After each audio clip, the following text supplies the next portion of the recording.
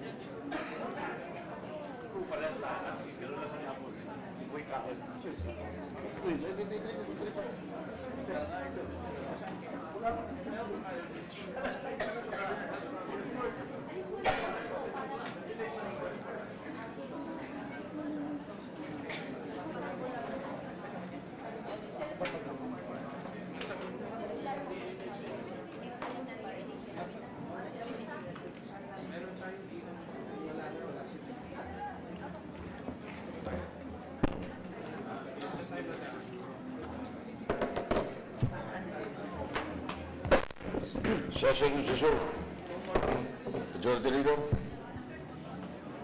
Thank you, Mr. President. Housing? Anong gusto mo i-pick up na? Housing. Saan yun? Saan yun? Thanks, sir. Ernie.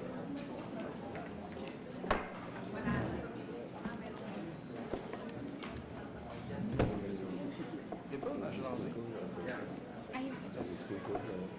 Gusto ko ng mga ano? Hansi. May mga check agencies nila. Yes. Hansi nila din yun. Hindi ko lang ako. Ito ba na?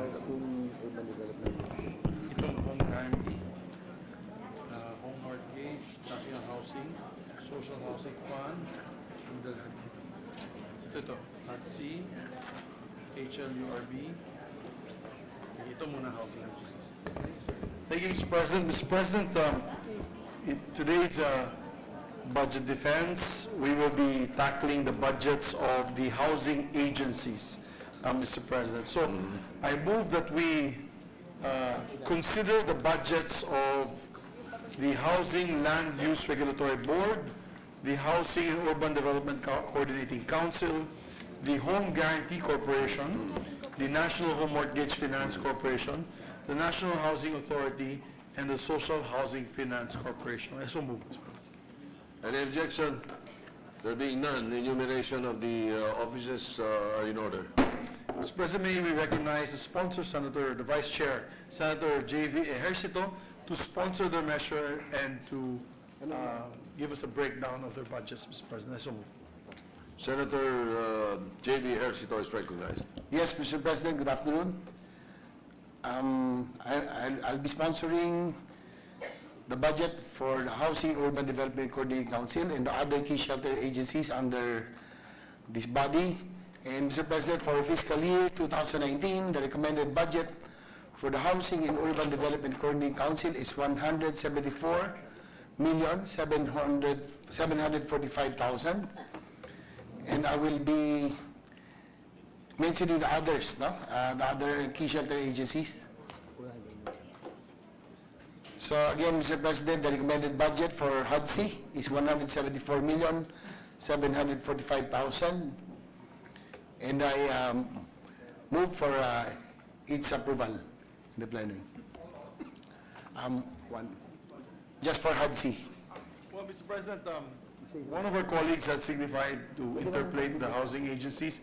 May we just have a 1-minute suspension? This is Senator Risa Ontiveros. She's upstairs. I think she's on her way down. We'll allow her to be able to propound. All right. Session is suspended. Ano? Ano pinasalam kanina?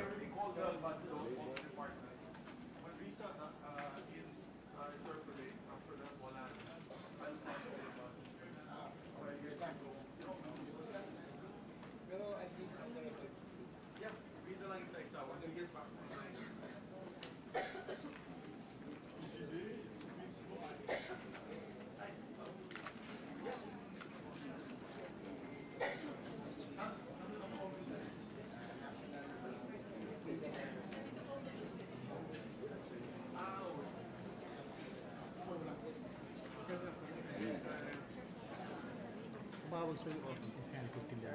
Nakarelate po sa inyo. Pinapa-anoan siya ng whole department board. Hi sir, Senator. How are you sir? Bakit ba pwede sir?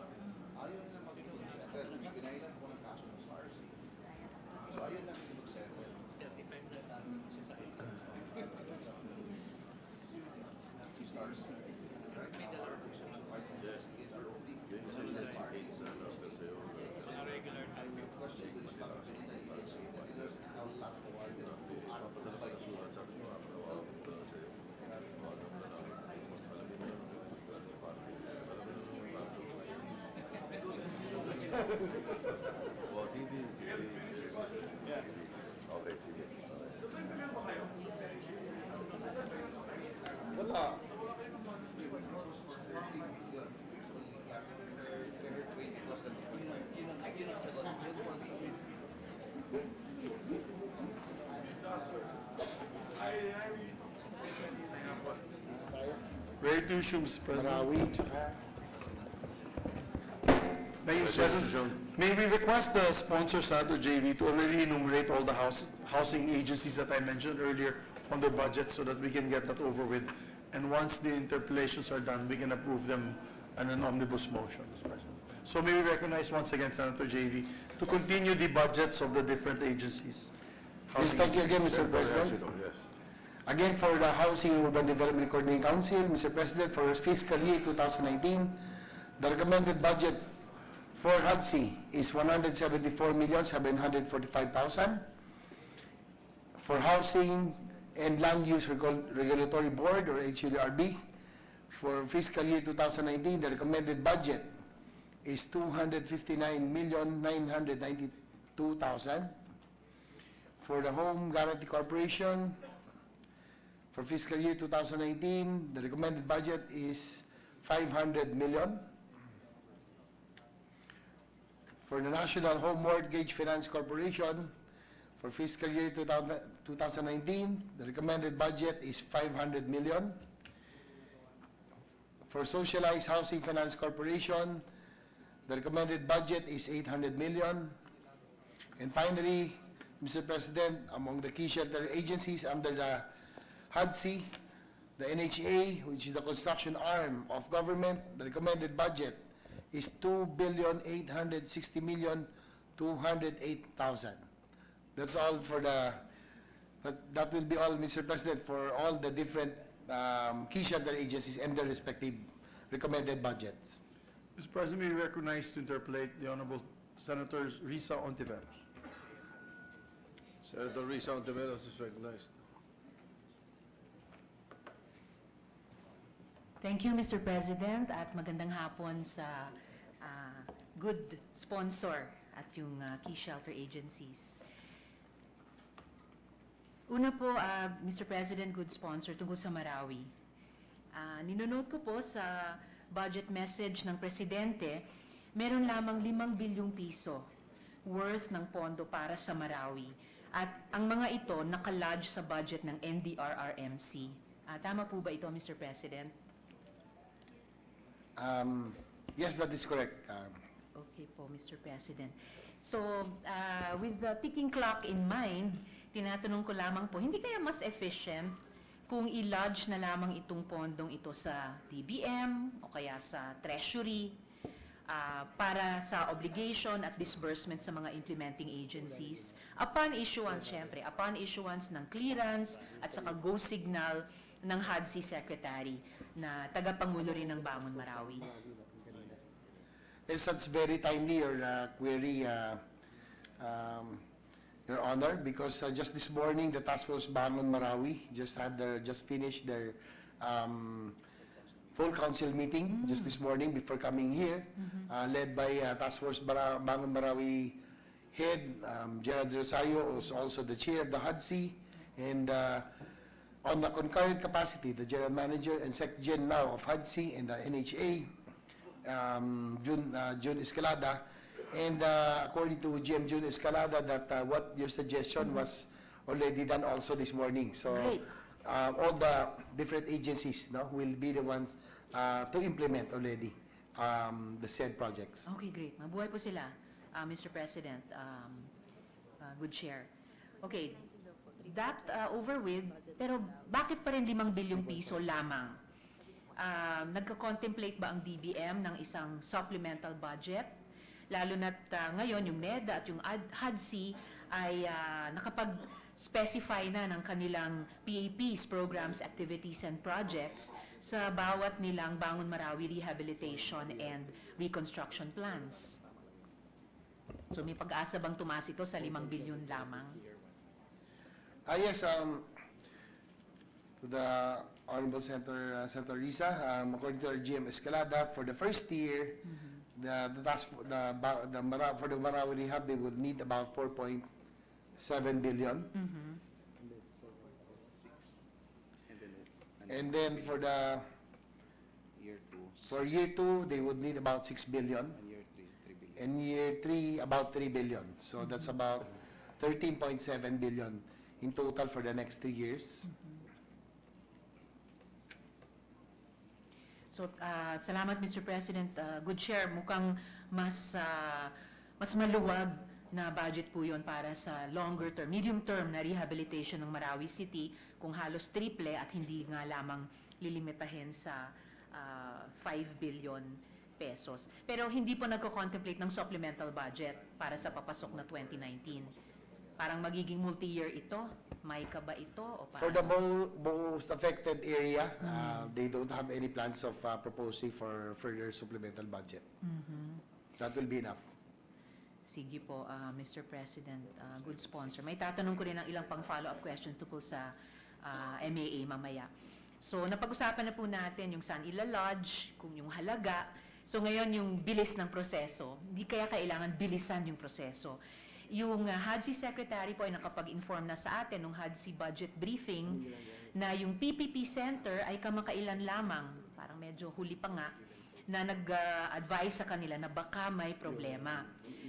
Ibig ko sabihin, good sponsor, yung joint venture contracts na ina-assemble na sana ng Bangon Marawi kasama ng mga private proponents, mga Chinese-Filipino property developers, halimbawa, mukhang hindi niya masasaklaw yung significant number na mga expense and investment items.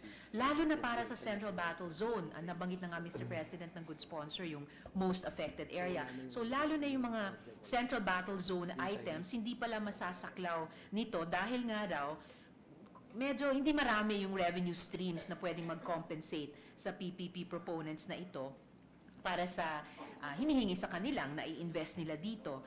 So, my simple understanding, Mr. President, is that ngayon may pangangailangan na i-enumerate yung 20 billion peso plus investment items na kailangang i-incorporate sa mga GAA, hindi lamang nitong 2019, pati sa 2020, o baka 2018, good sponsor, yung 2018 GAA, kung saan baka posibleng mag-obligate ng mga pondo hanggang end 2019.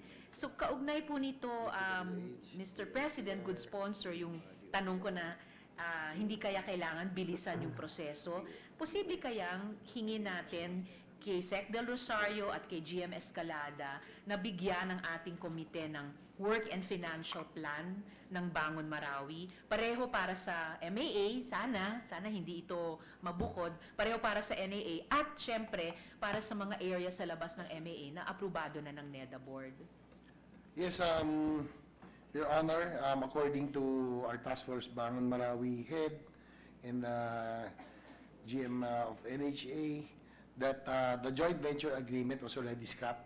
There's no more joint venture agreement. So to fast track everything, especially the rehabilitation of Marawi, especially those affected area, the programs and the projects will already be done through public bidding, and then really dispersed to the different agencies already, like NHA, DPWH, DOTR, DOT,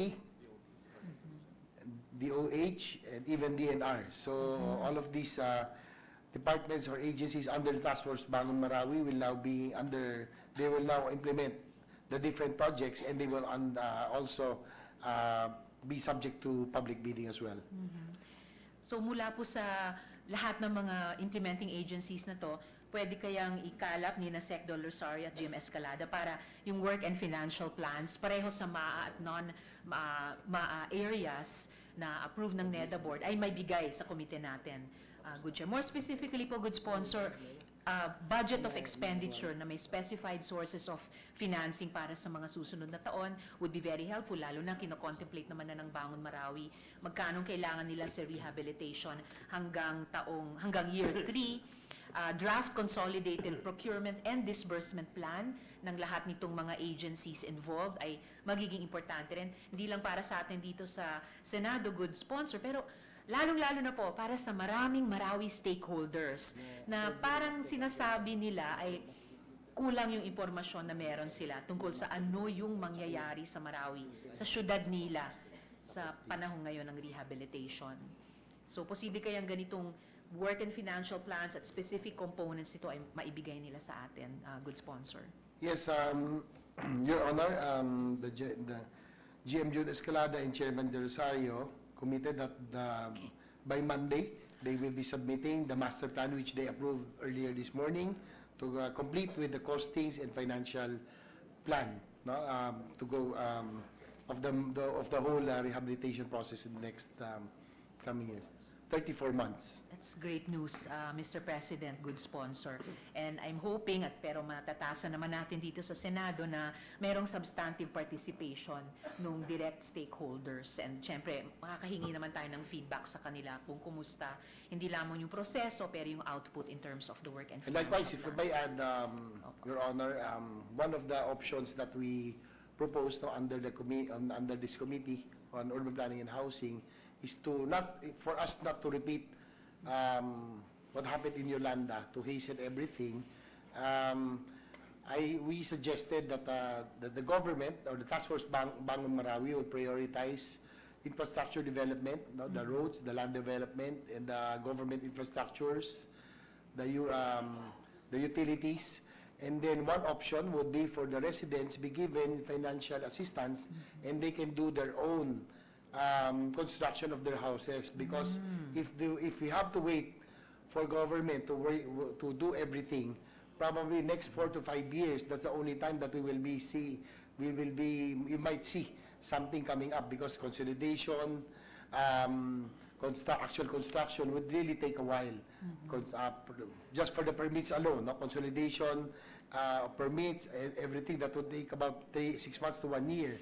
So one of our suggestions is for the government to undertake the land development, the horizontal development, and let the residents do their housing development, housing construction themselves. We will just provide assistance. Government will just provide assistance. And I think also in that way, we will respect the customs, the traditions of our Muslim brothers, and I think they would prefer that scheme. Salamat, Mr. President. Pinaka-interesante yung sinabi ni good sponsor tungkol dun sa partisipasyon ng mga residents, mga internally displaced persons dun sa construction. So, mamaya konti, meron akong follow-up question dyan, yung huling tanong ko tungkol sa Marawi, kung paano natin masiset up yung process na ganyan, yung partisipasyon talaga. By the way, good sponsor, yung impression ko po ay hindi pa po nasi-secure yung approval ng NEDA board para sa investment sa MAA. Totoo, tama po ba ito na kaya ng parang nabanggit nyo kanina, yung non-MAA, Public Investment Plan, so far ang naaprubahan pa lamang ng NEDA board?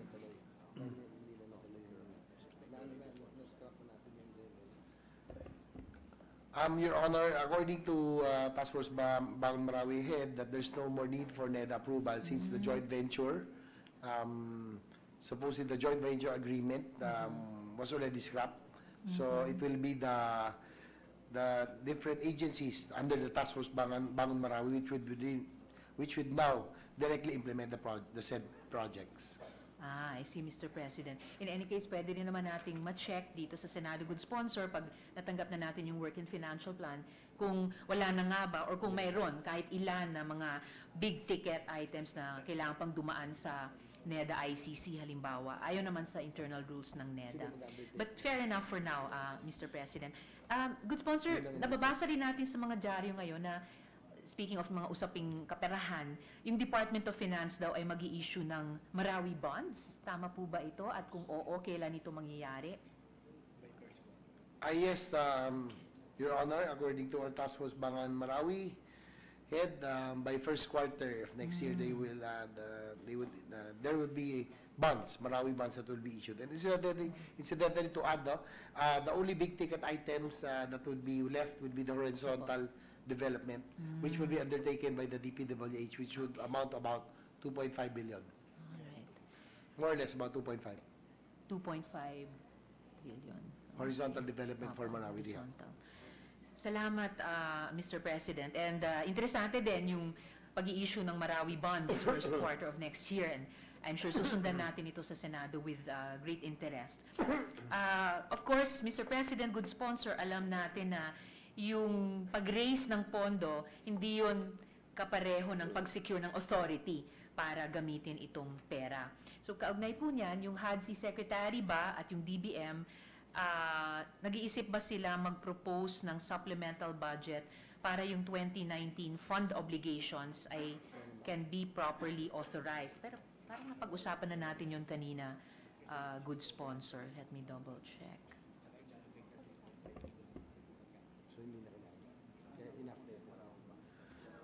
Your Honor, according to, of course, our HUDC Apo. chair, that they see no more need for supplemental budget, and that the spillover of the funds that will, the existing funds will be enough already for year 2019. Yung pinlano po nila hanggang year 3, ano? Yung total of 13.7 billion pesos.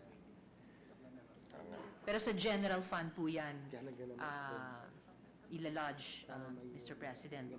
Good sponsor. That's why the request, Your Honor, is that for the 10 billion that is reflected in the 2018 budget be extended so that they can they'll be able to use from the 10 billion they'll be able to use for 2019. So the request is for them for us to be able to extend or allow them to be able to use this said budget for 2019. Salamat, Mr. President. For the sake of Marawi, good sponsor, tingin ko importante na yung Bangon Marawi ay mag-develop ng isang spending plan para sa 2019 na gaya ng pinag-uusapan natin, hindi nga magre-require sa atin, sa Kongreso, ng isang supplemental budget. Mr. President, good sponsor, kung yung HADC Secretary at GM Escalada, well, pero napag-usapan na rin natin. But if ever they change their minds in Bangon Marawi in the next many months or few years, na yung 5 bilyong piso, kung maniwala sila na dapat nga pa rin i-lodge sa budget ng NDRRMC at kailangan i-supplement sa mga pag-amyenda sa GAB, siyempre, kailangan i-formally request ito ng Bangon Marawi sa appropriate subcommittee ng ating Senate Finance Committee. Ma-alert tayo tungkol sa urgency. But I'm sufficiently reassured, Mr. President, good sponsor, dun sa mas maagang conversation natin na may desisyon naman na ang Bangon Marawi kaninang umaga kung saan talaga ito ila-lodge para mas maayos na magastos for the desired outcomes. Moving on to a different but related issue, Mr. President, good sponsor, funds for compensation.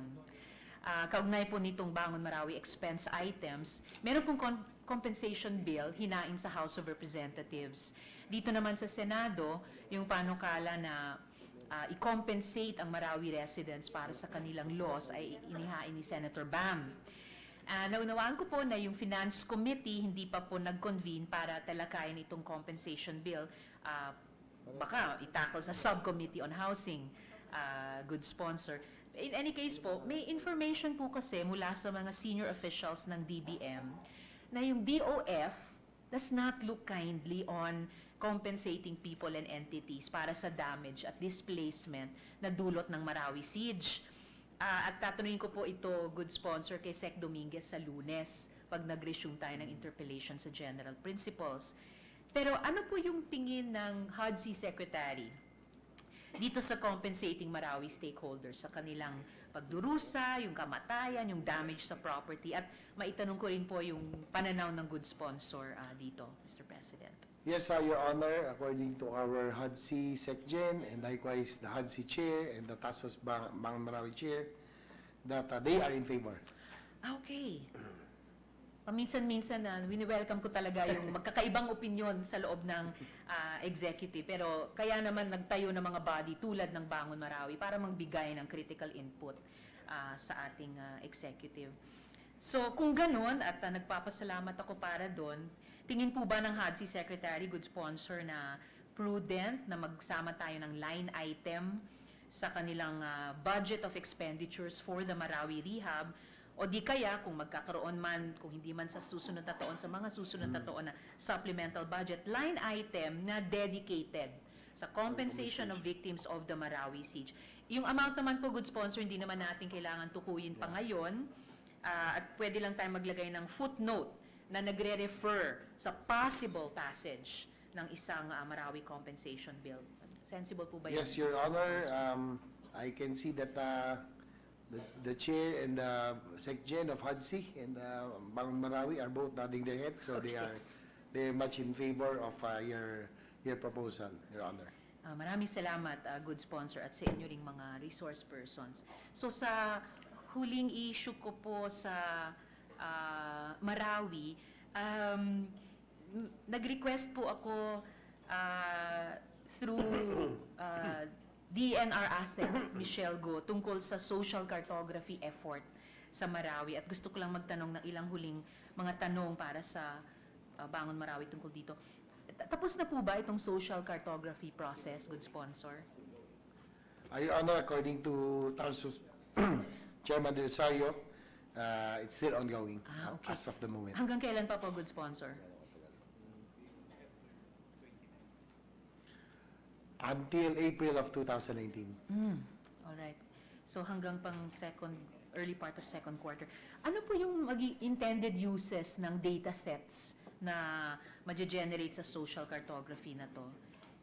At kung kakabit natin, idudugtong sa naunang pangangailangan i-compensate yung mga pamilyang naapektuhan ng siege, paano gagamitin yung social cartography information na ito?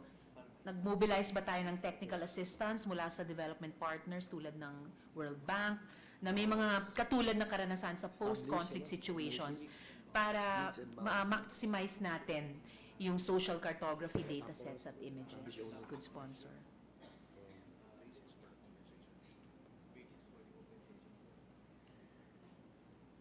Yes, Your Honor, according to our task force Bangon Marawi, that it will establish the means and bounds, also establish the ownership. Last but not the least, it will be the basis for compensation. Okay. Maraming salamat, Mr. President. Natutuwa ako, good sponsor, kasi habang nag-uusap tayo tungkol sa budget ng key shelter agencies, particular dito sa Marawi, parang dumadami yung areas of agreement and therefore possible areas of common action. Maitatanong ko rin bilang huling tanong, mamaya konti na lamang tungkol dito sa establishing ownership. Sorry, good sponsor, ano yung pangatlong basis for compensation? Basis for compensation. Opo, basis for compensation. So parang mas nagtatahi-tahi yung mga issues natin tungkol sa Marawi rehabilitation. Paano po i-officialize yung mga resulta ng social cartography?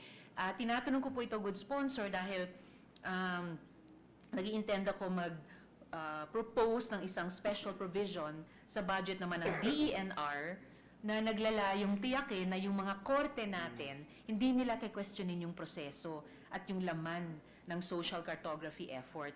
At gusto ko sanang hingin yung payo nyo tungkol dito, good sponsor, Mr. President. Paano i-officialize para kilalanin din ng ating mga korte?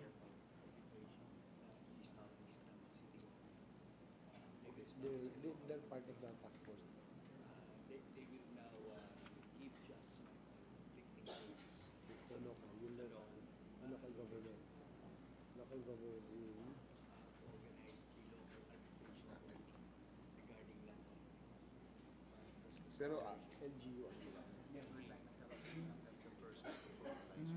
Ngayon pa lamang kasi tayo, Mr. President, good sponsor, magkakaroon ng ganitong klaseng data set, bunga ng ganyang klaseng proseso. So, medyo pioneering ito.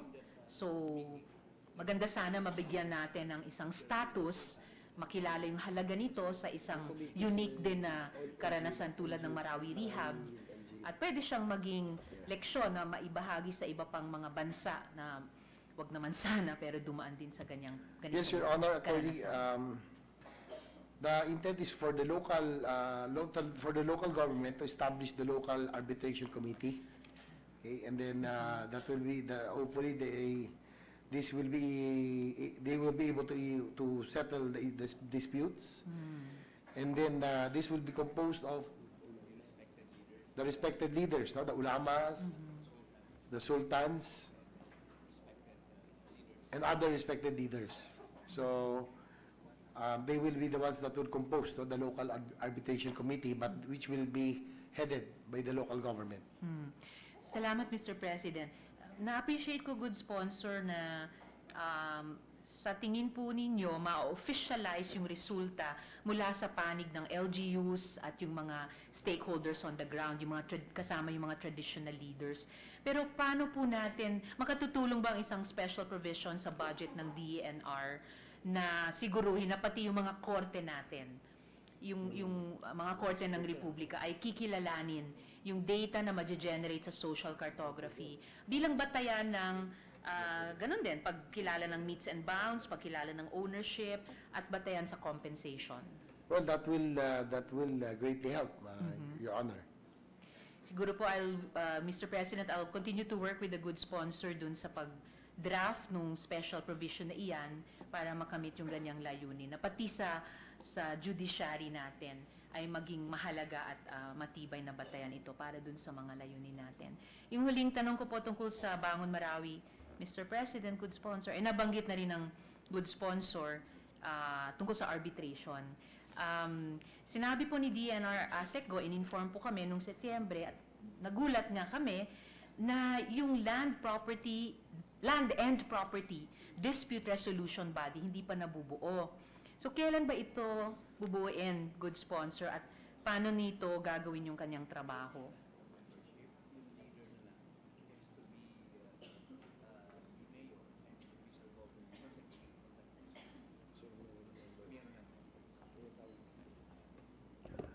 Your Honor, according to Chairman Del Rosario, the membership composition is already there, but except the leader, which has to be agreed upon by the mayor and governor.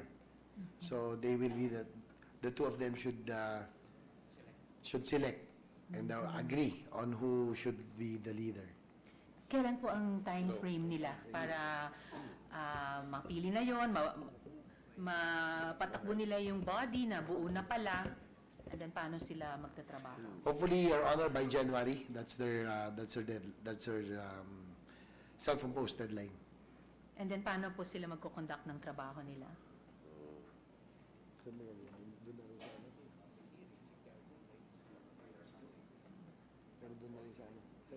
Tiyak ko, good sponsor, na mangangailangan sila ng IRRs o rule book na gagabay sa trabaho ng dispute resolution body. So they will conduct their meetings, and there will be complaints.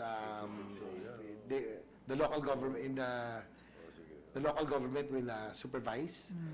So it will since to make it more responsive and faster. So the LG will be the one to supervise.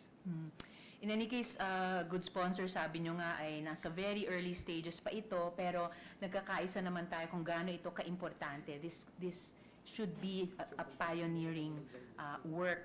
So, pwede bang humingi sa Bangon Marawi ng isang briefing tungkol dito? Huwag kayong magagalit. Sometime next week, bago ng Pasko, para mas maintindihan po namin kung paano ang legislation makatutulong, makasusuporta sa desisyon ng Bangon Marawi, well, particular ng dispute resolution body, at para mabawasan natin yung posibilidad ng mga endless legal challenges sa mga desisyon na to. Kaya doon po nakakabit yung concern ko sa kilalanin ito ng ating mga korte, yung resulta ng social cartography para sa conflict resolution. Your Honor, that's very much welcome.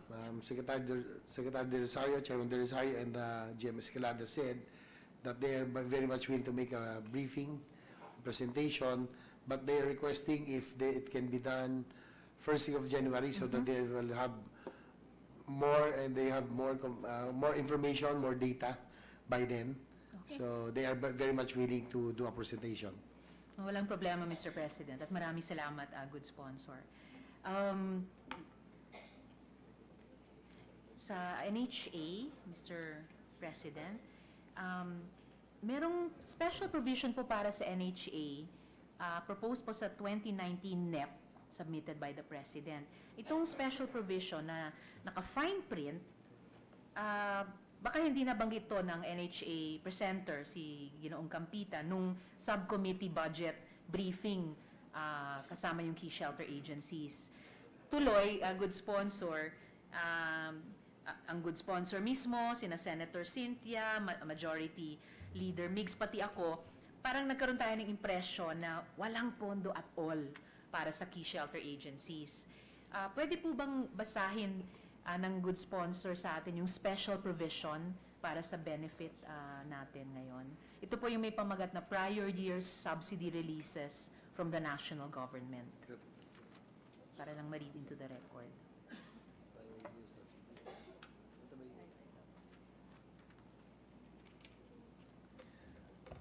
Yes, Your Honor, if I may read the provision, prior year subsidy releases from the national government. The NHA is hereby authorized to use subsidy released for programs and projects in 2017 in prior years to cover the funding requirements of activities or projects covered by the programs or sub-programs indicated herein.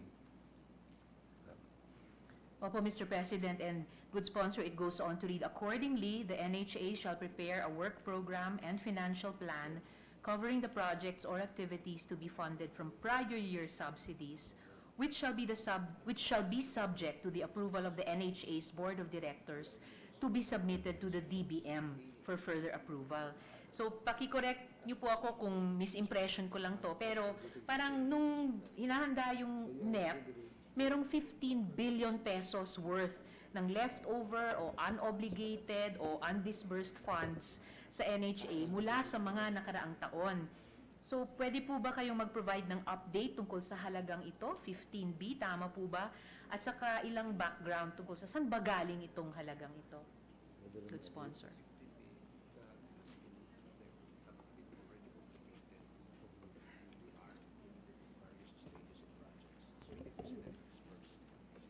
Obligated na.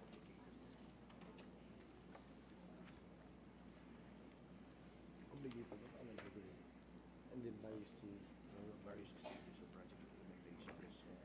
Your Honor, according to our GM, that 15 billion is already obligated, and it's in various stages of implementation as of the moment. Fully obligated na po ba, good sponsor?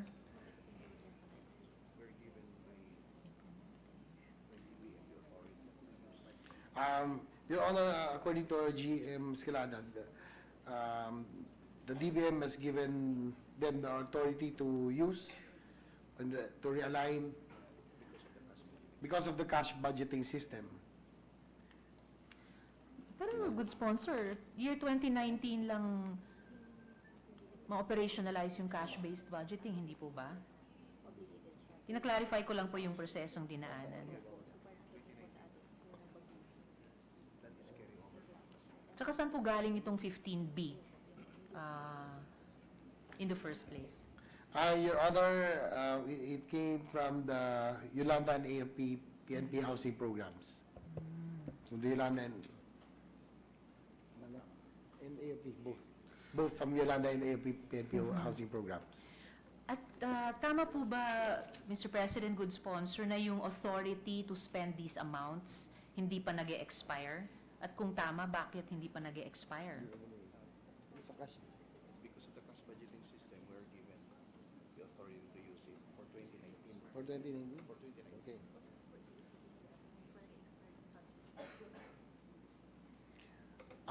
Your Honor, since they are GOCC,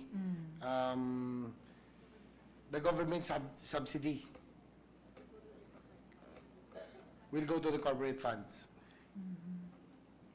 And my question sa iyo, yung hindi pang 2000, hanggang 2019? And according to GM Escalada, that they are allowed by TBM to use the funds until 2019.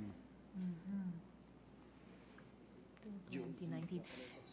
Nabanggit nyo nga kanina, Mr. President, good sponsor, na meron ng authority ganito na ibinigay ang DBM. So, sa tanong ko ngayon, medyo parang gusto kong mag-step back ng konti.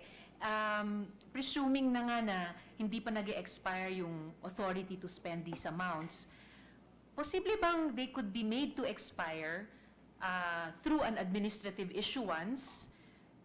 Hindi ko alam kung may ganong effect yung DBM authority, pero hindi lang tumigil doon. Then, after the authority to spend ay be made to expire, ibalik sa NEP sa pamamagitan halimbawa ng isang amendment na posibleng i-propose ko mamaya, ibalik sa NEP para yung approval hindi lamang ng NHA board pero pati ng Kongreso in the exercise of our oversight function over the budget, Mr. Good Sponsor.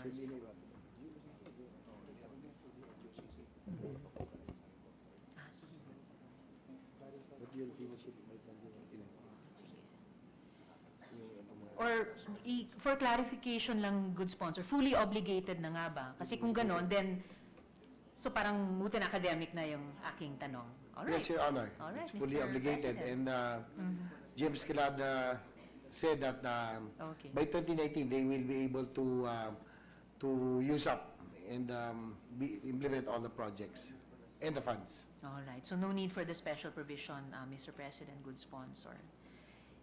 Itinanong ko ito dahil may mga urgent priorities competing for these funds at, well, bago nitong budget interpellation, we have no clue as to how DBM or the NHA board will allocate sa mga priorities na ito. At may at least 4 na nabanggit noong hearing sa pagitan ng NHA at nating mga senador. Nandun yung Oplan Likas People's Plans proposals, yung kay Senator Cynthia na resettlement funds in line with Manila Bay cleanup, yung galing mismo sa NHA at HADC na LGU land acquisition, land development and housing proposals, at yun na ngang improved housing for our uniformed personnel. So, Mr. President, Good Sponsor, how may Congress be given a say in the authorization and disposition of these funds? Or under the DBM authority, purely up to, ano na ba ito? Too late na. Too late the hero na. Alright, so hindi moot na rin yung at the proper time ko sana na provisions to give the legislature a say in how these funds are to be spent. Isang particular na tanong, Mr. President, Good Sponsor, para sa NHA. Dito sa isyong ito, wala pa po akong kompletong detalye involving the use of government funds para isettle yung obligations. Pero interesado ako sa kaso sa pagitan ng NHA at R2 builders na nababasa natin sa mga dyaryo. Pwede po bang, Good Sponsor, mabigyan itong representation ng maikling background sa kasong ito, pati yung stand ng COA at saka ng OGCC? Sino ba ang may utang kanino at magkano pa ang utang kung mayroon pa man? At kahit pagkatapos nitong budget exercise, may interesado din ako sa isang mas extensive na briefing sa issue ito. Don't worry, after first week of January na, mauna na yung sa Bangon Marawi.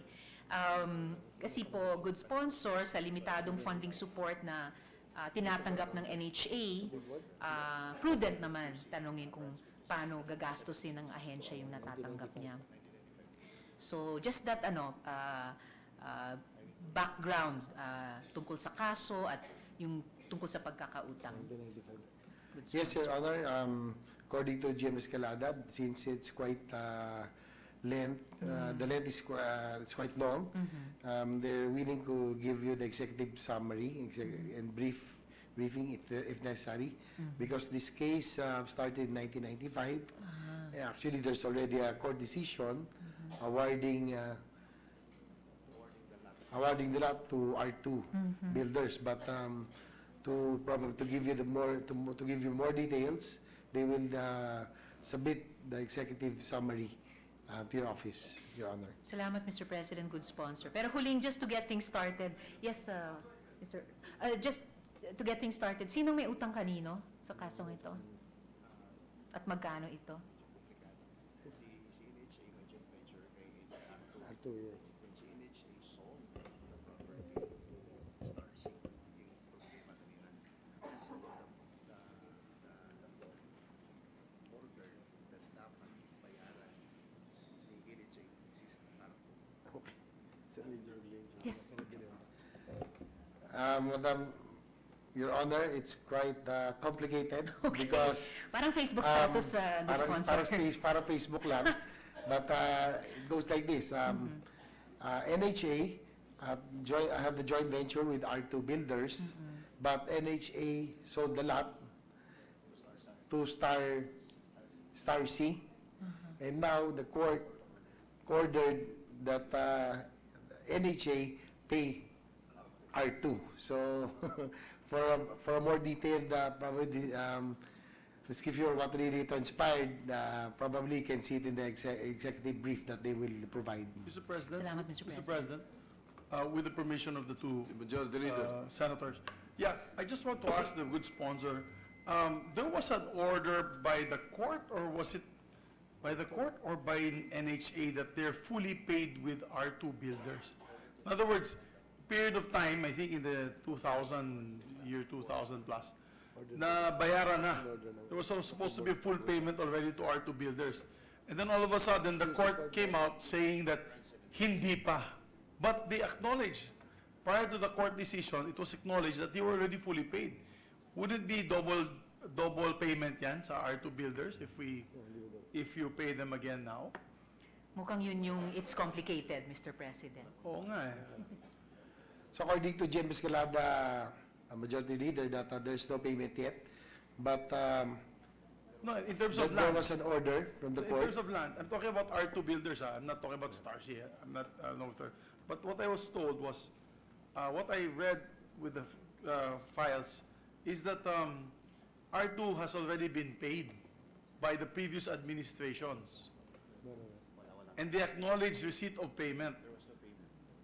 Di ba 1 billion daw yung payment, nabayaran sila, di ba? Were they, maybe they can acknowledge if R2 was paid in cash or in kind prior to the cases filed. Your Honor, Mr. Majority Leader, according to James Escalada, there are two issues, no? One is with the NHA and one with HGC. So probably it's one of those losing venture that under HGC,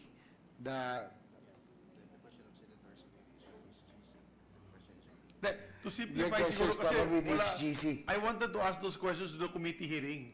Pero wala kasi yung head ng NHA. It was Froy who was there.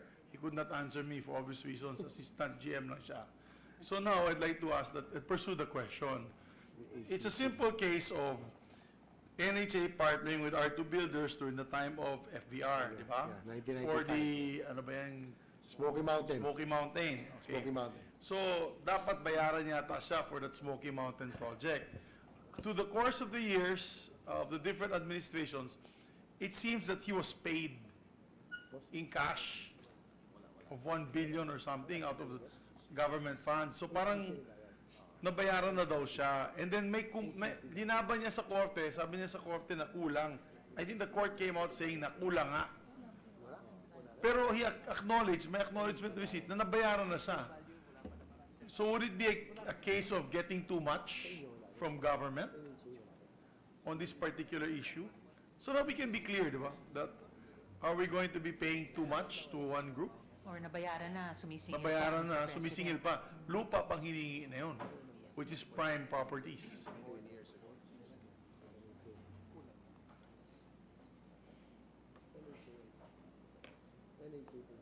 And the board, Mr. President, Yes, seems to be correct. saying kulang nga. Yes, Mr. Majority Leader, you are correct.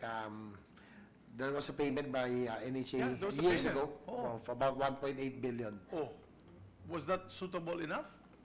1.8 At that 1.8 time, 1.8 billion at the time is worth 5 billion now. Kung bumili sila ng lupa, then di ilang hektarya na yun. Of course, it's not worth much now. In Fort Bonifacio, 1 billion is only 1,000 square meters of land. If it's okay with the Majority Leader, James Escalada said that he would like to provide executive summaries. Two, one is with the NHA issue, and your concern, I think, falls under the HGC. Yeah, we'll be watching this very closely. We'll be here for a while. We want to let you guys know that we don't want also government to lose out on this. Baka mag-double payment kayo na sobra naman, whether whoever it is, whoever it may be. Diba? So we have an eagle eye on this. If you notice, I have not stopped. So I think that's one of the reasons why your Sec Gen was dismissed. Was it one of the reasons? What was the reason why the Secretary General of HADSI was dismissed by the President publicly? Is that on another issue? It's another issue, Your Honor, with SHAFC. There were about 4 affidavits executed by different Contractors? complainants against former Secretary of HADSI. Yeah, were they contractors? Complaining of One kickbacks? was a contractor, Humingi ng kickback? one was SHAFC, from SHAFC. I'm just quoting the From President, SHAFC. huh? I'm not deducing this. I'm just quoting the President. Thank you. One contractor, one is Philinvest, and one is BCDA. Okay. So those are So, those are that's the why- complainants against the Because section. That's why, in fairness to the President, although I'm sure the distinguished gentle lady has her opinions about the President, but one thing we have in common with the President is that he abhors corruption, and he doesn't want government to lose, na malugi ang gobyerno, ika nga, sa mga transactions na nangyayari sa gobyerno. So just be very, very, just a reminder to the housing agencies, be very, very careful on this particular issue. Although I understand they can't move at this point in time because there are cases filed in court. So baka masub judice sila.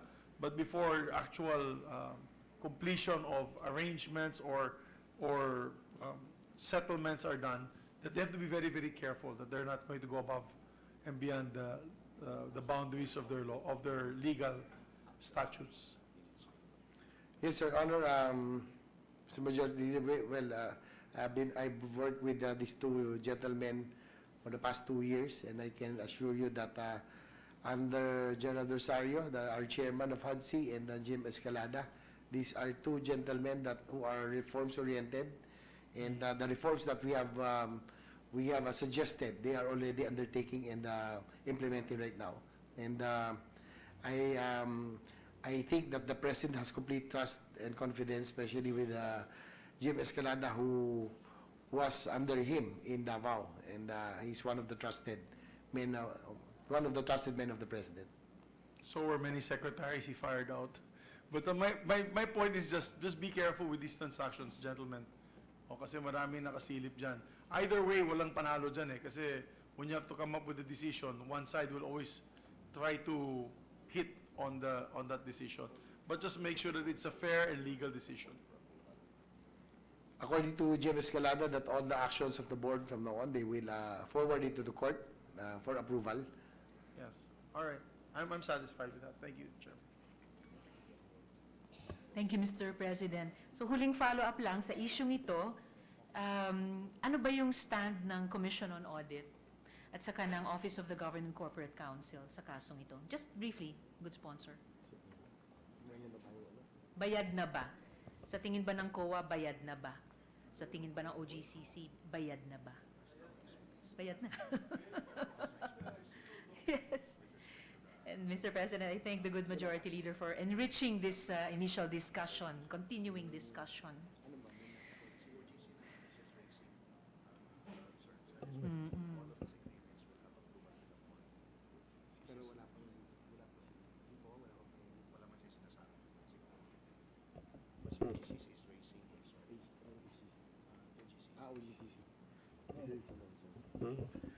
According to James Calada, that as of the moment, the COA has no findings, yet. So quite surprising because that's already, considering that some 25 years ago, it's OGCC that is raising some questions. OGCC.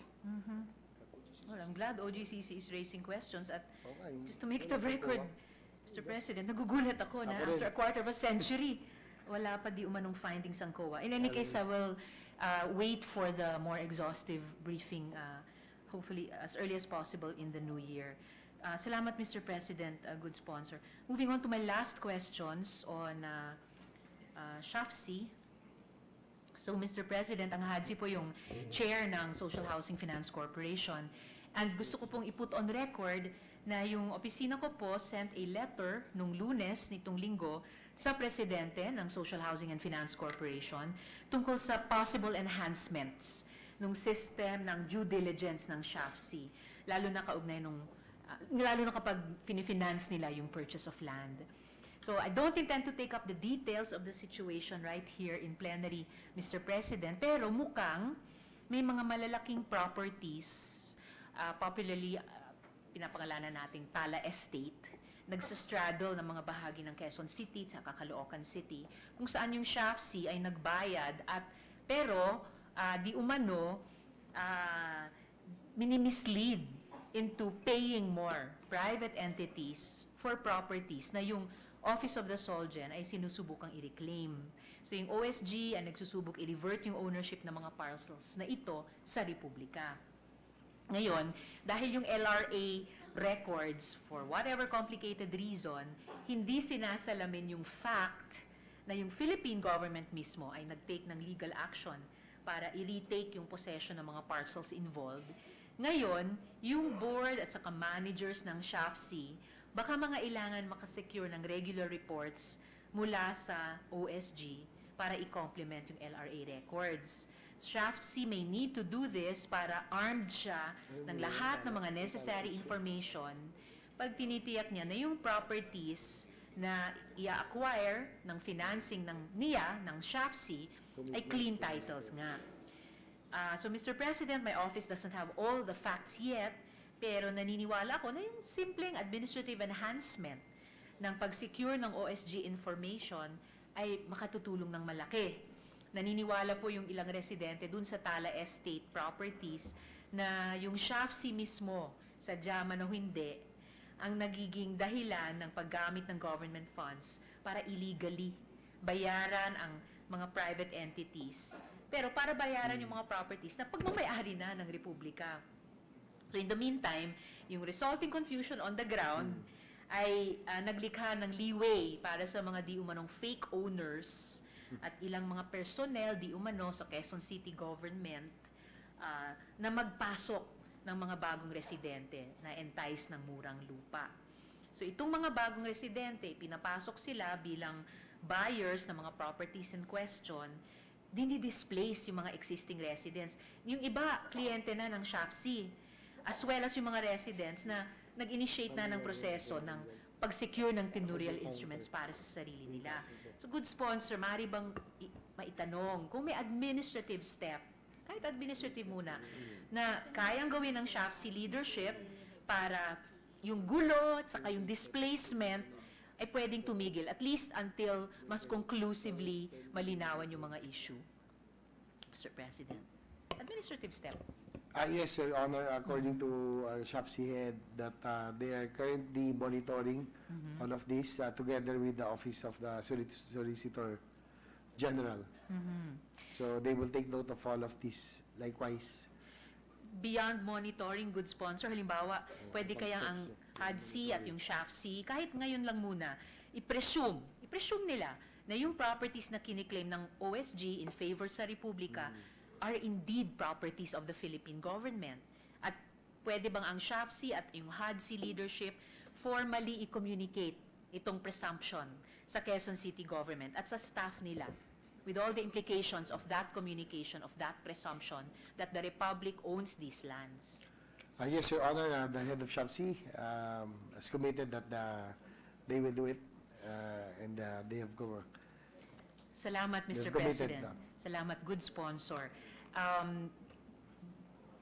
By way of disclosure, Mr. President, gusto ko lang i-inform si good sponsor na nire-request po ako actually mag-file ng resolution na naghuhumingi ng investigasyon sa problemang ito.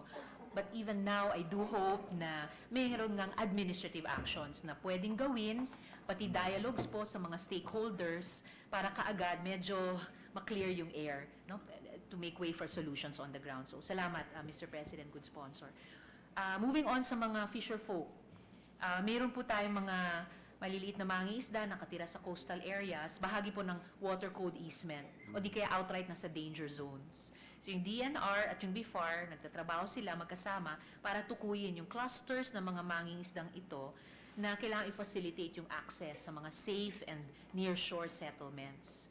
So, of course, klarong mandato naman itong binibigay ng Philippine Fisheries Code.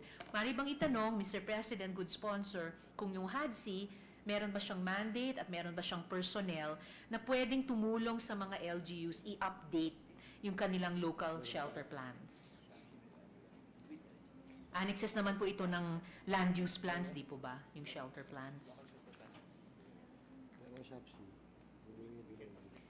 At kung kailangan ng additional resources para dito, pwede ba silang tumulong sa office ko, kasama ng good sponsor, itansyahin magkano ba yung effort na ganyan? Halimbawa para sa pilot ng kahit 20 municipalities na muna, good sponsor. Yes, Your Honor. It's the HUD-C who will undertake the shelter plan, and SHAP-C will be the implementing agency for the fisher folks. So, nagko-commit na po ba sila na makipagtrabaho sa LGUs para sa shelter plans annex to the land use plans para sa pilot ng 20 municipalities, and then pagtulungan po nating lahat tansyahin magkano kakailanganin para gawin ito? Yes, Your Honor. SHAP-C said that they are already currently working with the LGUs, and right now they have fishermen's village that they are currently doing right now. And in addition, so mas sa DNR po iyan, lalo na kasama ng mga, kung ang tinatrabaho po mga fisher folk settlements and eventually fish landings. So in addition po dun sa mga LGUs na katrabaho na ng SHAP-C, bukas ba sila makipagtrabaho sa cluster ng 20 pa as a pilot for the incoming year, good sponsor? Yes, Your Honor. They have committed and they are all nodding their heads, so I presume that they are very much willing to work with the agencies or with the organizations that you have identified, that you will identify. Opo. But with additional budget.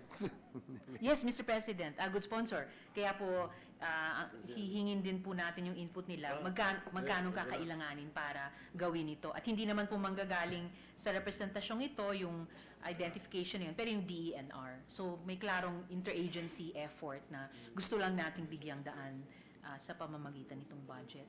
So, I'm just supposing, Mr. President, good sponsor, na sa ever closer coordination na nakikita na natin sa pagitan ng NHA at HUD-C na itong mga shelter plans na may parcels na tinukoy na ng DENR saka ng BIFAR ay pwedeng i-convey sa key shelter agencies. Ayon naman sa pareho sa BIFAR at saka sa DENR, gusto nilang i-hand over yung trabahong ginagawa na nila sa pilot areas para yung land development grants saka yung financing ng mga bahay at lupa ay pwedeng i-considera sa programming ng mga KSAs. Particularly yung DNR ay umaasa na yung 2 pilots kasalukuyan nila na Fisher Folk Settlement ay pwedeng suportahan ng HUD-C at ng NHA first quarter pa lang ng 2019. Para kumbaga meron tayong proof of concept. So kung maganda siyang modelo, maganda siyang pilot, pwede siyang i-replicate sa ibang Fisher Folk areas. So, halimbawa, good sponsor, batay sa engagement nila sa DNR itong taong 2018, yung bayan po ng CI sa Zamboanga, Sibugay. In fact, nakapagdala na po ng sulat sa NHA. At sa totoo lang, yung office ko yung naging parang delivery boy, delivery girl. Dahil ako po yung nag-hain ng special provision nitong 2018 budget ng DNR para tulungan yung department at yung BIFAR.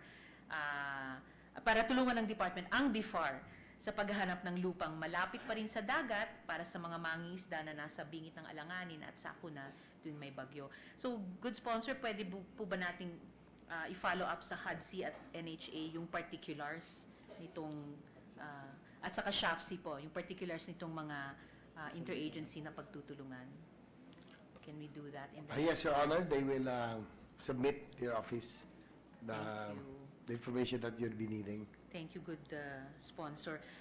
Likewise, if I may add, I think that we can look forward to better coordination between key shelter agencies in the coming years, with hopefully with the passage of the Department of Human Settlements. Yes. So being under one roof and having one full-fledged department, we're hoping we'll have better housing programs in the future. At Mr. President, mabuhay sa good sponsor para sa pag-shepherd ng proseso ngayon patungo sa pagkakaroon natin ng isang Department of Human Settlements. I'd like to thank also Congratulations po. the Honorable Lady from Akbayan for always supporting very vital legislations and landmark bills, the Universal Healthcare and the Department of Human Settlements, of which you were very, very supportive to this presentation, and I'd like to thank you very much, Honorable Senator Risa, for your support for these two legislations. Walang anuman po, good sponsor, at maraming salamat din po, Mr. Chair. So at the proper time, Mr. President, good sponsor, imamanifest ko po yung ating kasunduan tungkol sa DNR, BIFAR, HUD-C, NHA, SHAF-C coordination sa isang special provision na ihahain ko para sa konsiderasyon ng good sponsor, Mr. President. Moving on po sa families residing in PNR non-core assets, nabanggit ko na rin po nung in-interpolate natin yung general principles. Mr. President, nais ko pong ma-commend natin ang HUD-C para sa pamumuno nila sa implementasyon ng EO number 48 series of 2001. Naunawaan ko po specific implementation ito ng UDHA law provisions na nagmamandato na yung idle assets ng government entities i-dedicate for the purpose ng socialized housing. Mr. Sponsor, good sponsor, pwede bang humingi ng update sa implementasyon nitong EO 48 Series 2001? Tinatanong ko po ito kasi it's come to my attention, at attention ng office ko, na yung PNR ay tumigil pala silang iproseso yung land proclamations na dapat magko-convey ng PNR non-core assets, yung mga tinatawag nilang patay na riles, itong non-core assets, i-convey ito for the purpose of socialized housing. At so update muna po, good sponsor. Gusto kong maunawaan yung kalikasan ng problemang ito. Yes, Your Honor. With regards to the EO 48 or declare non-core property as a PNR as socialized housing sites and providing for the disposition of the same to the bona fide occupants. At present,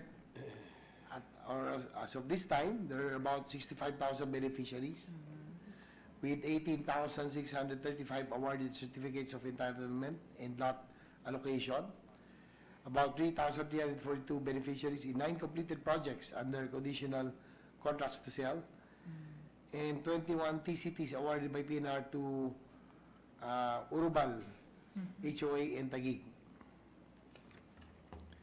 158 conditional contracts to sell executed in Baguio City. 27 million survey funds released by HUD-C to survey the 449 hectares. So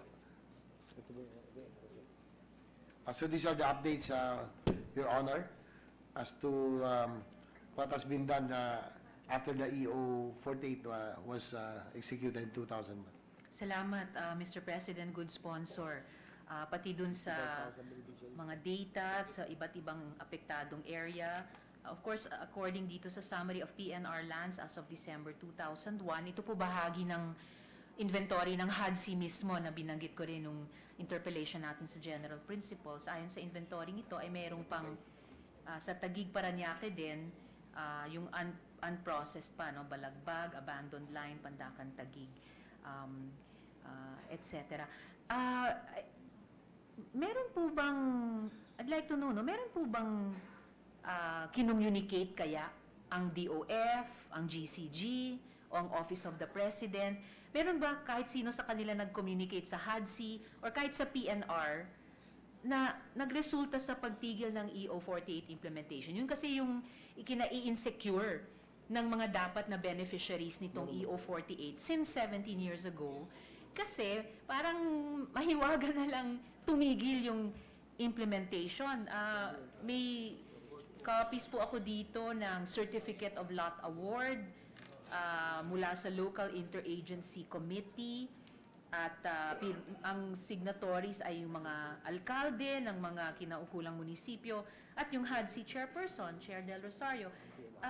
Ito ay isinulat ng PNR General Manager, halimbawa, sa Provincial Urban Development and Housing Office ng lalawigan ng Laguna, magpo-follow up po sa pagproseso nitong mga Certificate of Lot Award, yung turnover sa mga dapat na benepisyaryo, only to be told, reading from the letter, Mr. President, dated May 10th May 2018, sabi po ang sagot po ng provincial government ng Laguna, we are presently not in the position to sagot ng PNR sa provincial government ng Laguna, we are presently not in the position to dispose of this specific property nor any of PNR's properties in Laguna. This is in line with the Build, Build, Build program and the revitalization project of the PRRD administration, wherein revitalization of the PNR railway system is one of its priorities. We regret to inform you that your request is hereby denied. So, paano naman po yung EO 48? At yung marami ng na-issuehan ng Certificate of Lot Award na malamang ay na-capture dun sa HUD-C inventory. So, meron po bang na-communicate ang Finance, GCG, OP sa ating shelter agencies at sa PNR para tigilin yung processing and implementation ng EO 48? Your Honor, according to our HUD-C, it was PNR who really requested that the issuance be put on hold and be subject for review as a result because of the ongoing ambitious rehabilitation efforts and to modernize the Philippine National Railways. So that's the reason that was given for this. But this would concern the Incoming ba? Yung mga incoming, yung future na, pero dati wala na. Ano na? but the awarded will be honored, but this will only concern the future awards. Pero ano naman to, Mr. President, good sponsor, by PNR's own categorization at saka description, non-core assets nila ito. In fact, yung ilan doon, tinatawag pa nilang patay na riles. Actually, just to be honest, yung kaba ng mga dapat na beneficiaries on the ground ay baka gusto daw ibenta sa highest bidder na lang sa halip na ipatupad ang EO. At saka, kailan naman mas mataas ang isang request ng isang PNR sa isang executive order? Ganun na ba yun, Mr. President?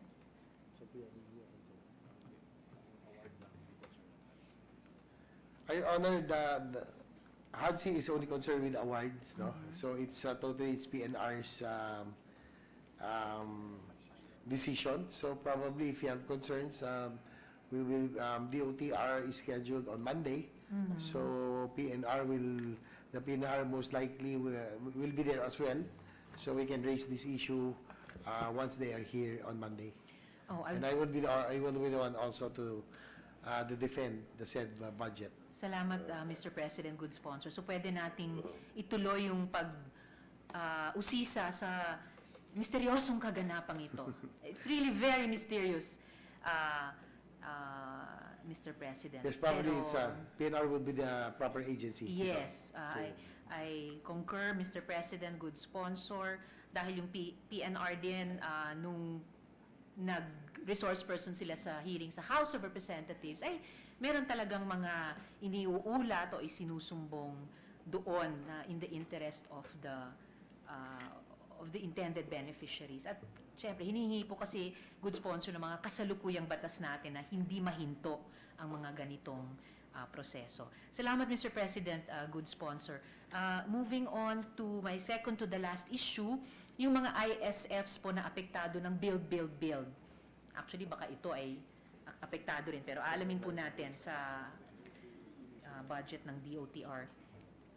Na-inform po yung office ko ng NEDA naman na busy po ang key shelter agencies magtrabaho sa isa't isa para i-finalize yung draft ng resettlement policy framework. At maraming salamat po para doon, good sponsor.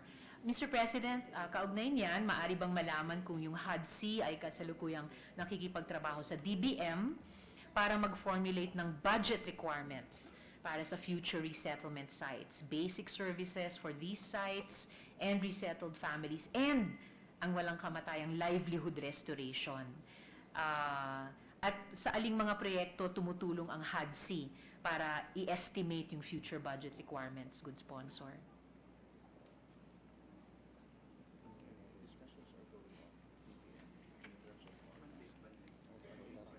ADSI pa rin. At mandate po ba nila yon? DBM ang discussion. Your Honor, according to GM Escalada, that there are ongoing discussions with DBM for future housing projects and within the 20-year plan.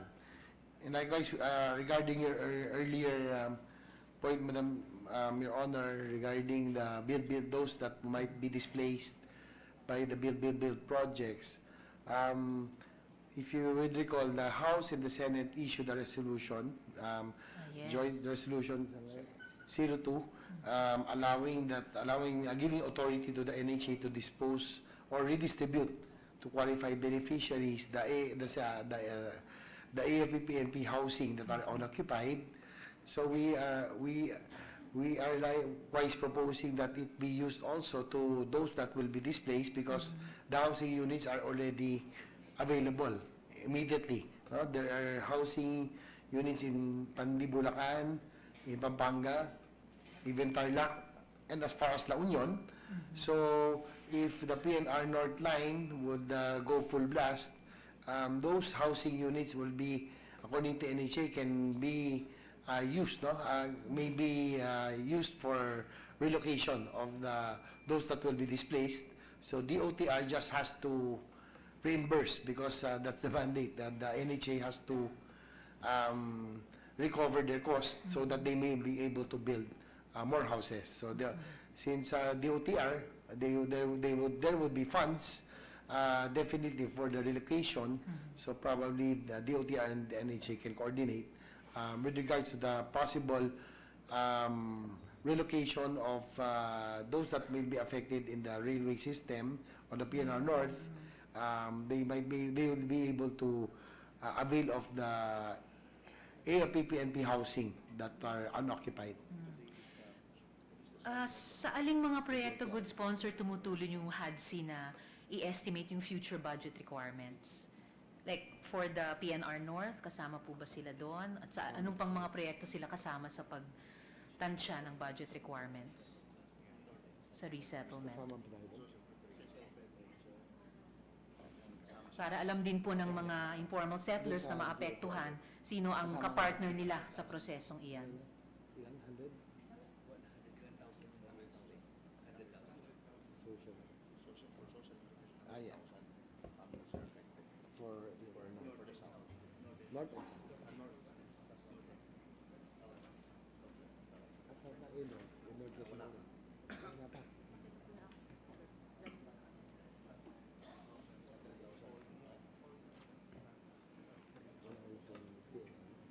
Sa mga flood management projects ba, kasama ang HUD-C sa pagtansya ng budget requirements in terms of resettlement? Your Honor, according to HUD-C, that they are part of the social preparations for this, but unfortunately there are no figures yet or data for the PNR North, but however they have already for the PNR South. No? But it's the PNR North that will be starting already in January 2019. So for PNR South, they estimate about 77,104 families that will be affected by the South Commuter and South Long Haul Project. So from Los Baños, Laguna, up to Matnog, Sorsogon. So that's about 77,104. So kasama din po ang HUD-C sa PNR South. Saan pang proyekto sila kasama sa pag-estimate ng budget requirements? Also for DPWH, Your Honor. So Some lahat of the major projects of DPWH NHA, HUDC is also part of the social preparations. So DPWH major projects, lahat kasama din po ang Yeah, to HUDC. give you an idea, we have here, for C5 Northern Link Road project, segment 8, about 28,917 families. For the NLEX, SLEX Connector Road project, about 4,000. For the Mindanao Avenue Extension project, 251. Widening of road C3, 230. Improvement of widening of General Luis, Kaibigan in Novaliches, about 76 families. So we'll just wait for the others. No? But these are the existing, and also with DOTR, the one I mentioned earlier, Your Honor, 77,000 for the South commuter line and South long haul project. Thank you very much, Mr. President, good sponsor. Para alam po ng mga maapektuhang informal settlers kung sinong pwede nilang kaugnayan sa pagsulong nitong mga concerns nila sa resettlement sites, basic services sa mga sites na to, livelihood restoration at iba pa. Good sponsor, ang HUDC po ba ang NHA may dedicated personnel para sa task na to, yung pagsubaybay dun sa suporta, resettlement support sa mga ISFs na maapektuhan ng BBB. Sa ngayon, good sponsor, merong 73 BBB flagship projects.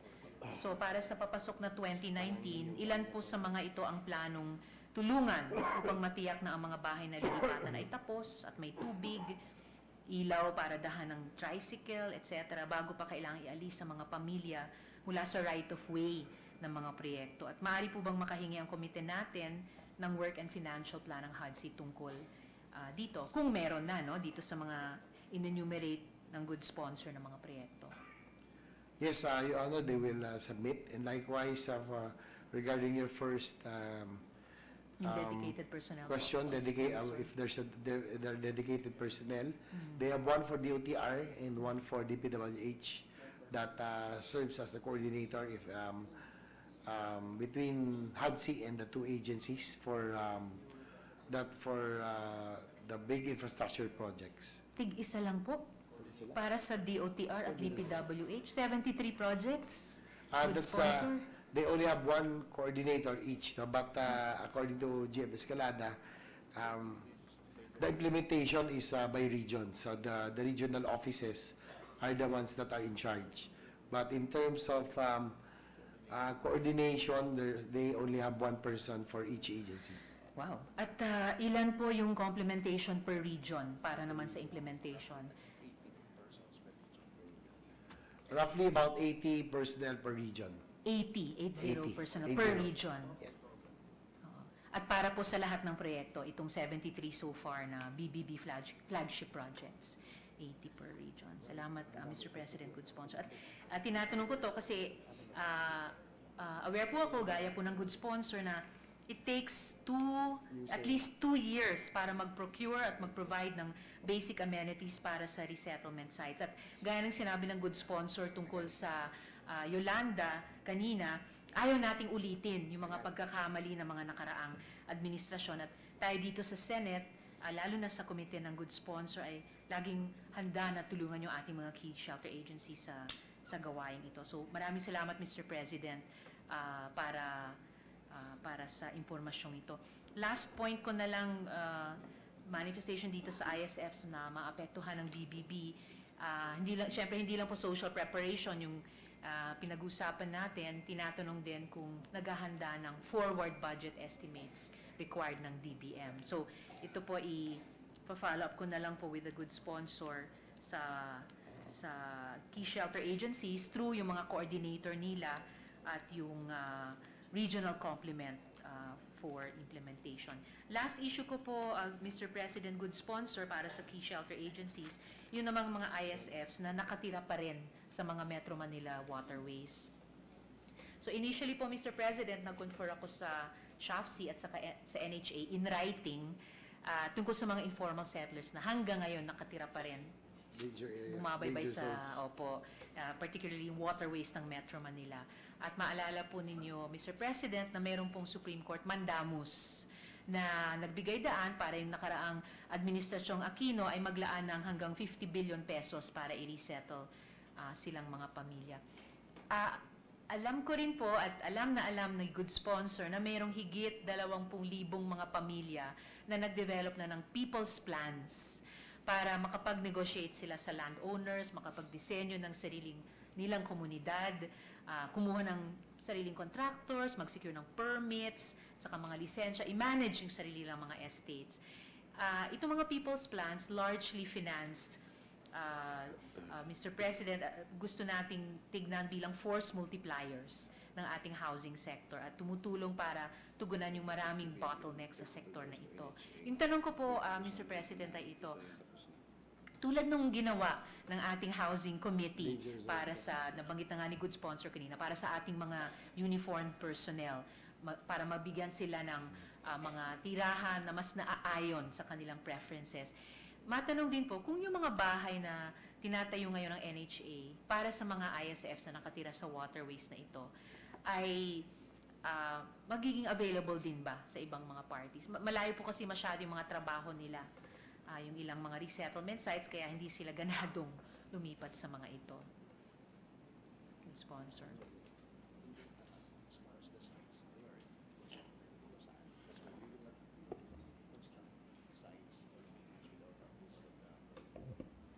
At present, Your Honor, under the present leadership of NHA, they always consult, no, the affected or those that will be resettled, and they will not.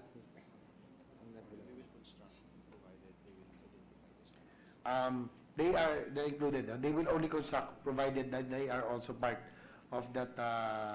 That they will be part of the land identification. And likewise, to give you also an idea how NHA spent that 50 billion, no, out of that mandamus of the Supreme Court, they have spent about 32 billion out of the 50 billion, and they have already produced 101,210 units, and they have program target is 101,210 units, and they have completed about 92,185 units. So, about 91% of the target, and these are already ready for occupancy. So, about 90% already. Saan projects to? Saan banda? Anong areas? Posible pong hindi nag-consult yung old administration. Oo. Kung saang-saang mga lote dapat. Pero, kaya ako tinatanong po yung mga bahay na tinayo ng NHA para sa mga ISFs na na-relocate, na-resettle mula sa mga waterways, ay moving forward, kung pwede rin nating i-replicate yung ganitong modelo. Halimbawa, Mr. President, yung DOTR at yung DPWH, mga kailangan sila ng libo-libong mga bahay sa mga susunod na taon para sa mga taong sa ngayon nakareside sa right of way ng infrastructure. Dami po nating BBB projects. Kanina pa lang, pinag-usapan natin 73 so far. Maaring malapit dito sa mga naitayo ng resettlement areas ng NHA. So, tanong po, Mr. President, good sponsor, building on best practices of previous years, maaari po bang buksan ng posibilidad na sila, yung mga madidislocate from the waterways ng mga infrastructure projects, maaari kayang buksan ng posibilidad na sila ay manirahan sa mga tapos na at kasalukuyang tinatapos pang resettlement sites gamit na panggastos ang 50 billion mula sa mga nakaraang taon. Parang yung tanong ko po kanina na yung, nahanap ko lang yung note na yun, yung previously,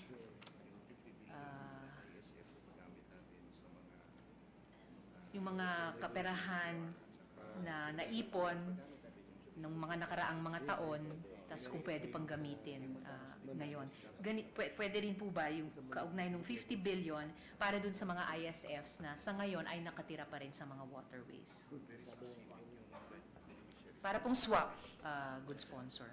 Your Honor, according to GM Escalada, that those projects undertaken because of the mandamus cannot be used for other beneficiaries. So it's specifically for the ISF in the affected areas, in the danger zones. But however, the NHA inventories, the other inventories, which I mentioned earlier, probably the AFP-PNP, for example, which incidentally the Senate and the House already gave authority to the resolution, already gave authority to the NHA to redistribute it to qualified beneficiaries. That is one option that can be utilized already by the OTR, because immediately the housing units are already there, and by law they are also allowed, because we have allowed them to redistribute the said properties. Fair enough po, Mr. President, tungkol sa mga AFP, PNP houses. Pero ayoko pa rin bitawan yung tungkol sa yung 50 billion. Posible kaya, just thinking aloud, posible kayang ang isang special provision sa 2019 budget ay hindi naman cure, pero somehow mag-authorize na pumaloob pa rin dun sa 50 billion na yon. Somehow in compliance with the spirit of the mandamus. I'm just thinking aloud, Mr. President, kung may mga brilliant legal minds dyan sa ating key shelter agencies na makakita ng paraan. Kasi ang laki po ng pangangailangan, so baka magandang i-maximize natin yung iba't ibang sources ng housing units para sa mga ISFs na maapektuhan. Mare-resettle from the waterways sa infra. O at least, posible bang kasi nakikita ko out of the yung peripheral view ko, may tumatango na hindi natin isara ng no dito, pero i-explore further yung possibility na iyon. Anong tingin po ng good sponsor? Yes, Your Honor, according to GM Escalada, they will try to explore and get the possibility. But they're just worried that the 50 billion mandamus is really specifically for the ISFs in the danger zones. So it's for the the Supreme Court decision specifically says that it's for those living in the danger zones. So, but these ones that will be affected in the build or the major infrastructure are right of way.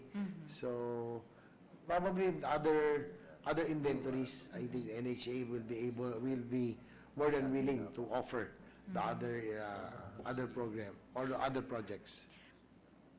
Okay na po, Mr. President, panghahawakan ko na lang good sponsor yung sinabi ng HADC na i-explore nila na hindi sila nagsasara sa ganitong posibilidad. At sinabi rin naman ng good sponsor kanina na yung ilang mga ISFs na nakatira along the waterways are in fact in danger zones also, some of them. So baka makahanap ng tamang paraan. And I always appreciate kapag yung executive ay mindful sa mga rulings ng judiciary tulad natin dito sa legislature.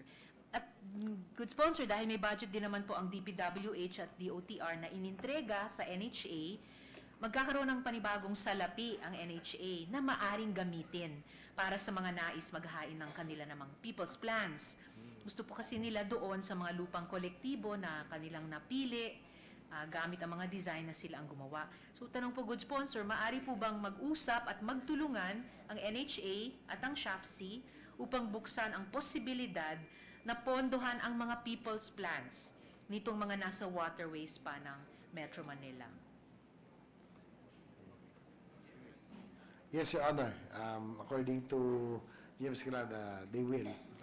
Maraming And likewise, I can attest, Your Honor, that again, the new leadership of the NHA and the HADCs, they are really reforms-oriented. And more often than not, the suggestions that we have given them from the start of the administration, they are already implementing.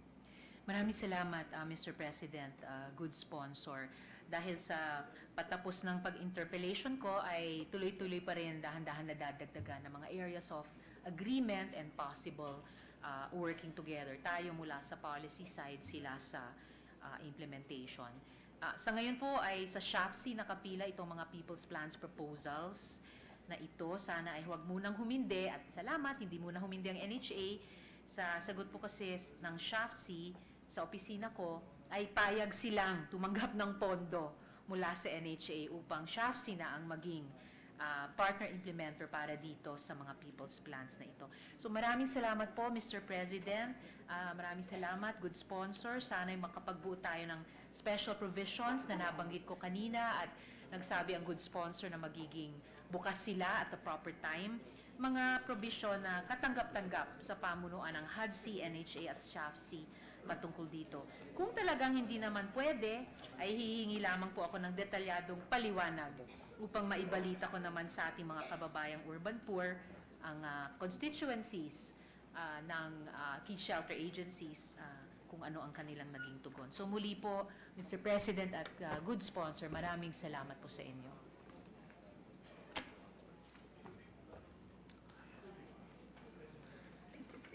Majority Leader. Thank you, Mr. President. Mr. President, with that, we thank the Honorable Senator Risa Ontiveros. There being no other members, who wish to interpolate the budget of the House, the housing budget. This is the future housing department, I guess, Mr. President, no? Congratulations to the new Yes, sir. department. Yes, Majority Maybe Leader. that's the question. Are they all going to be absorbed by the new housing department, Mr. President? Yes, everybody, nobody will be displaced, so all key shelter agencies will just be under one roof. And probably, you are now looking at the future officials of the new Department of Human Settlements. Kailan po prepare naman ni Presidente po yun?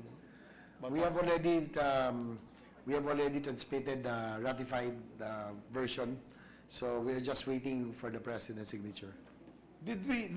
Are they in favor of the new department? Because the chismis to me was some of the agencies were not in favor of having a department, Mr. President. Are they all in favor of the new department? You're good? Yes, they are all very supportive, Your Honor, and they are they are excited that they are now a full-fledged department. So That's good. And they, so let's say the position of NHA, the housing, what will that be? They'll be undersecretary or? Yeah, that will be. Parang undersecretary na po. We remain to be a corporation as an attached agency. it will remain as an attached agency. Oh, It will still be an unattached, unattached separate agency. entity under the department. Under the Department of Housing. Understood. With that, Mr. President, there being no other member that wish to interpret the budget of the housing agencies, I move that the budget of the Housing Land Use Regulatory Board, the Housing Urban Development Coordinating Council, the Home Guarantee Corporation, the National Home Mortgage Finance Corporation, National Housing Authority, and Social Housing Finance Corporation be deemed submitted. I so move, Mr. President. Any objection? There being none, the enumerated budgets of the different offices mentioned hereby deemed submitted. Congratulations, Mr. President, to these agencies. May I ask for a 1-minute suspension so that the other agencies may move in? But before you suspend, we'd like to ask all the other offices, such as the MTRCB, National Youth Commission, CDA, Basis Conversion Authority, Development Authority, Credit Information Corporation, Development Academy of the Philippines, as well as the Civil Service Commission. Their leaders and heads already occupy the VIP section. And overseas, Commission on Filipino Overseas as well, to occupy the VIP section. May I ask for a 1-minute suspension? Session suspended. All these other smaller agencies?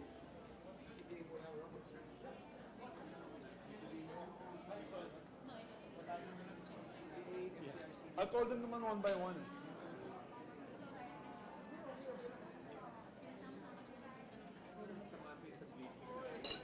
Oh. Sila sir, mag-participate muna prior to sa meetings. Not go with sa kasi economy. Sir, paano po ito? Not go with sa kasi economy. Participant of 30 minutes before. 10 o'clock sir. 10 o'clock? 9:30. 30, sige. 9:30 sa south.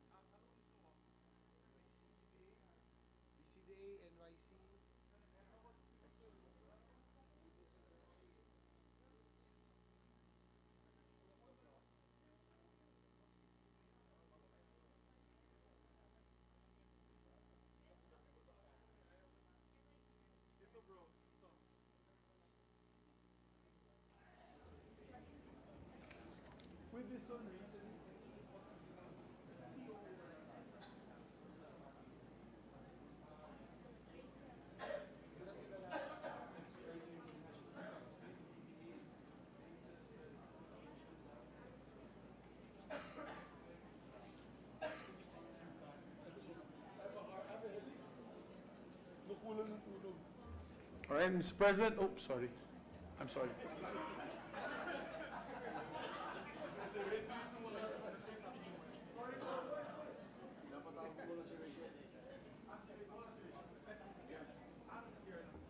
Sino?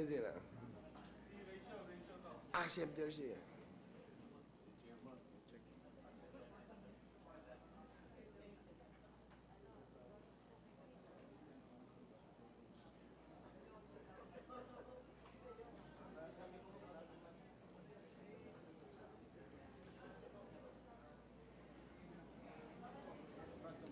Boss, mabilis na lang.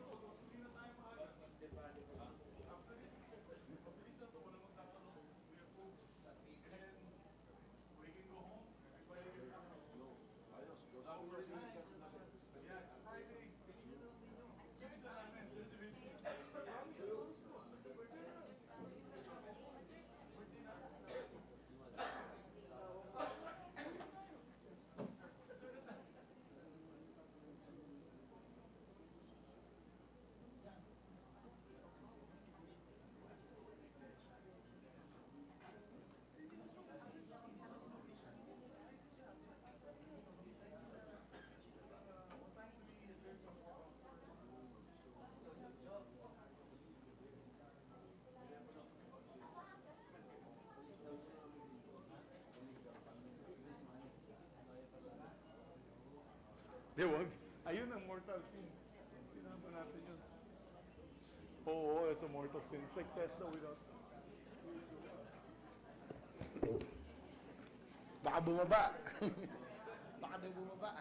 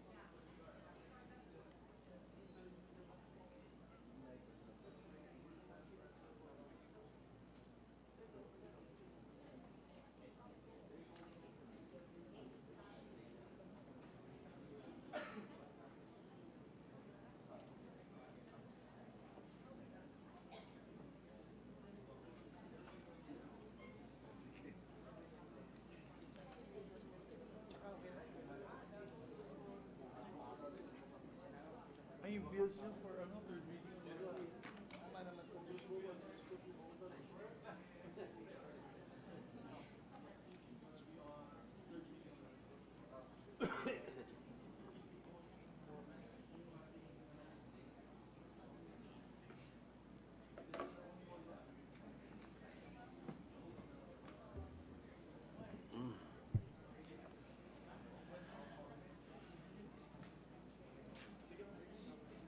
Okay. Yes, I know. Okay. Ready to resume, Mr. President? Session is resumed. Mr. President, I move that we take up the budget of the BCDA, Basis Conversion Development Authority, and recognize the sponsor, Senator J.V. Ercito, to sponsor the budget. Yes, Mr. Senator President. Ercito. Yes, Mr. President, for fiscal year 2019, the recommended budget for the Basis Conversion Development Authority is 17,178,853,000. Mr. President, just for the record, we'd like to ask if the head of the agency is here with us. May we ask him to stand? He's here with us, Mr. President. Yes, Mr. Vince Dizon is here, head Vince of our Dizon. BCDA. Mr. President, no member has signified their intention to interpolate. I move that the budget of the Basis Conversion Development Authority be deemed submitted. I so move. Before we act on the motion, just in case there will be people who will be asking why there is a big amount in the budget of the BCDA, we were informed that the Southeast Asian Games budget is lodged The in that BCDA. particular because of the infrastructure that will be made. That's right. Is that right? Mr. President, according to the head, Vince Dizon, that this will be entirely for the facilities, sports facilities, so, but the SEA Games budget is not part of this. It's only for the sports Yeah, for facilities. the facilities, not Yes. the budget of the Yes, games. Mr. President. Yes, for the facilities that will be used. All right. Thank you, Mr. President. I believe it's world-class too. My staff, unfortunately I have not been, but my staff have been there twice. The stadium is world-class. It's huge. So at least something to be proud of, Mr. President. Any objection to the motion? Chair hears none. The budget of the BCDA is deemed submitted. Thank you, Mr. President. Mr. President, I move that we take up the budget of the National Youth Commission. I so move, Mr. President. Any objection? There being none, budget of the NYC is in order. Yes, Mr. President, for fiscal year 2019, the recommended budget of the National Youth Commission is 174,513,000. There is an increase in fact of 35 million for NYC's youth development programs that was introduced by the Senate. So just for the record, Mr. President, that the Senate gave additional 35 million for, specifically for youth development programs, especially for the SK, the new SK officers. So, Mr. that's all, President, Mr. President. also I'd just like to ask if the head of the agency is here with us, if he can stand. The Yes. NYC chairman is present. NYC Chair is here, Mr. NYC Chair Cardema is here. Mr. President, no member signified to interpolate the agency. I move that the budget of the National Youth Commission be deemed submitted. I so move, Mr. President. Any objection? There being none, budget of the NYC is deemed submitted. Mr. President, I move that we take up the budget of the credit, was this the Cooperative? CFO? Ano to? What is the CFO? Oh. CIIC. The budget of the Credit Information Corporation, Mr. President. I move that we consider the budget of the Credit Information, Credit Information Corporation. Any objection? There being none, the consideration is in order. Mr. President, there no member who, I would like to recognize Senator JV to present the budget. Senator Ercito is recognized. Yes, Mr. President, for fiscal year 2019, the recommended budget for the Credit Information Corporation is 110,311,000. So, that's all, Mr. President. Mr. President, we'd just like to ask for the record if the head of the agency is here with us, if you can stand. Yes, Mr. Jaime Garchitorena is the head of the Credit Information Corporation. He's not only intelligent, Mr. President, he's also a good singer. Just a smile away. Thank you, Mr. President. Mr. President, there being no member who wish to interpolate the measure, it's our time. We move that the budget of the Credit Information Corporation be deemed submitted. I so move, Mr. President. Any objection? There being none, Close up, please. motion is approved. Deemed submitted. Mr. President, I move that we consider the budget of the MTRCB, or the Movie Television Review and Classification Board, and recognize the sponsor for its budget. Any objection? There being none, consideration of the MTRCB budget is in order. Yes, Mr. President, for Senator Ercito. fiscal year 2019, the recommended budget for the Movie and Television Review and Classification Board, or MTRCB, is 38,949,000. So, also the head of the MTRCB, the chairperson is here. The former Congresswoman, Rachel Arenas, is in the House. Yes, Mr. President. All right, with Yes, yes.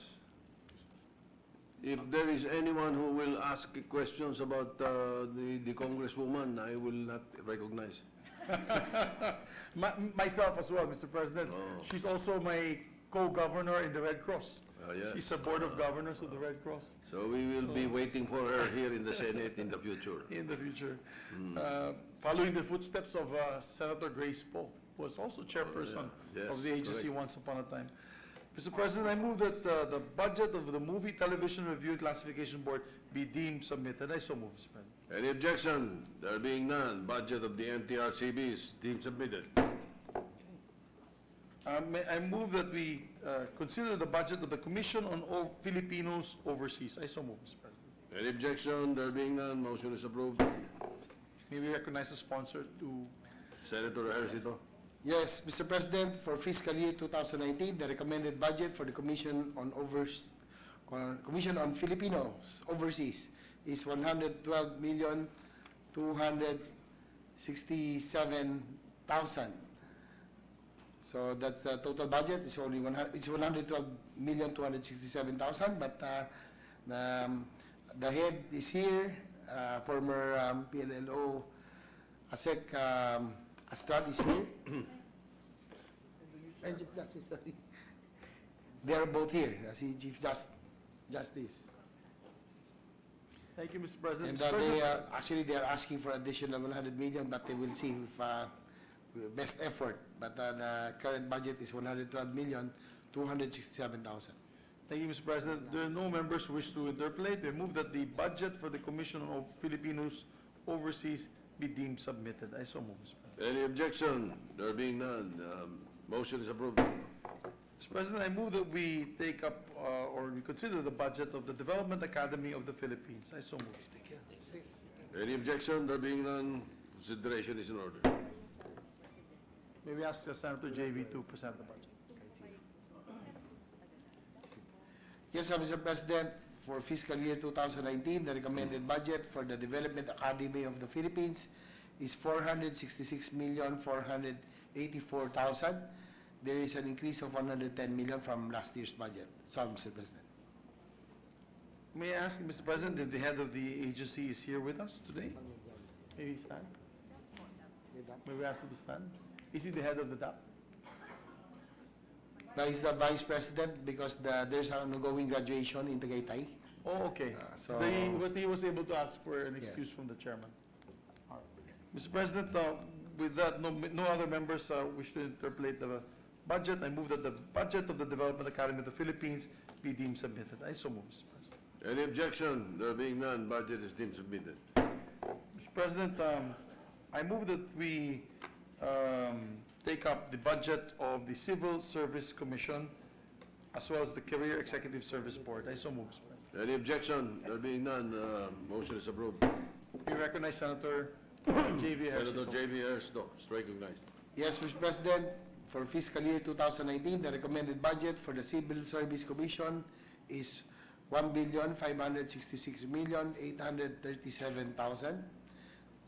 That's all, Mr. President. What was last year's budget?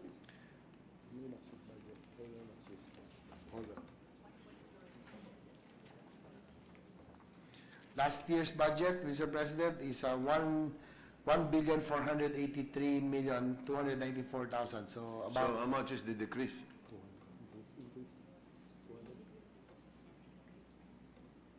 there's a Decrease, ano? Decrease, yes. last year. I am informed that The increase is about 80 million, Mr. President. Increase? Decrease?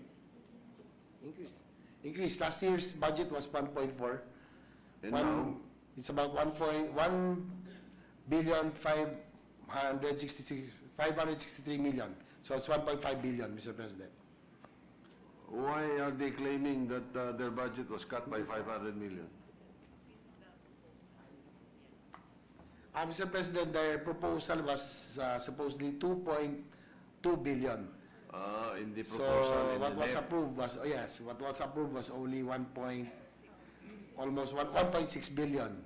So So- as compared to the last year's budget, there's only an increase of about 80 million, Mr. President. Well, the chairman might as well take it up with the chairman of Committee on Finance. They are requesting that at least half of the budget that was cut from their NEP be restored.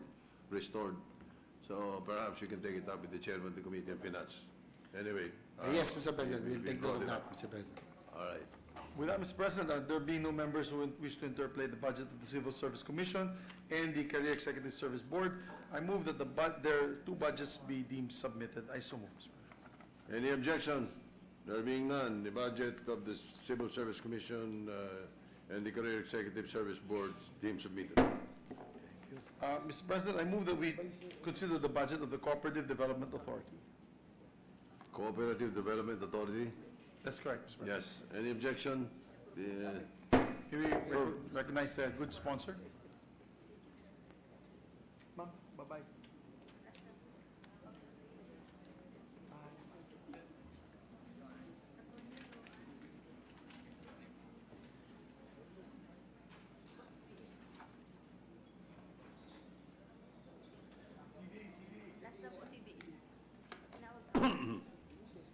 You're recognized for the CDA. For fiscal year 2019, the recommended budget for the Cooperative Development Authority is 609,645,000. Yes, Mr. President, I believe the executive director is with us. I know them very well because I work with them with both the law on creating the cooperative code and the strengthening of the CDA charter. Mr. President, no member wishes to interpolate the budget. I move that the budget of the development of the Cooperative Development Authority be deemed submitted. I so move, Mr. President. Any objection? There being none, the budget of the CDA is deemed submitted. Thank you, Mr. President. May I ask for a 1-minute suspension, Mr. President? Just a 1 minute. Session is suspended. Nangyari sa PCOO. Wala kasi si Martin, sir. May tatanong sana si Joel, Oh. si ano. Kaya ko rin, tsaka yung restructuring. Yung restructuring.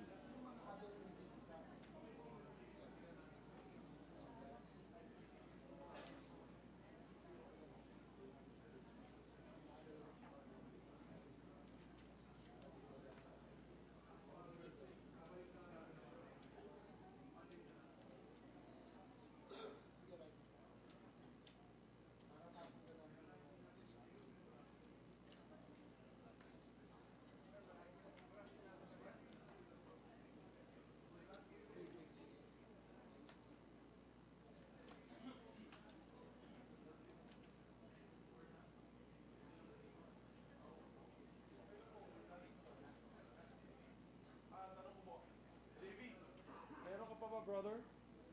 Wala na, kasi yung PCOO and all the tax agencies, Monday na. Monday na lang.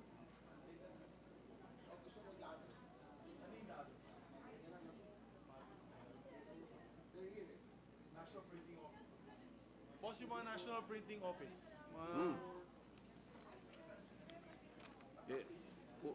Under PCOO yata yun eh.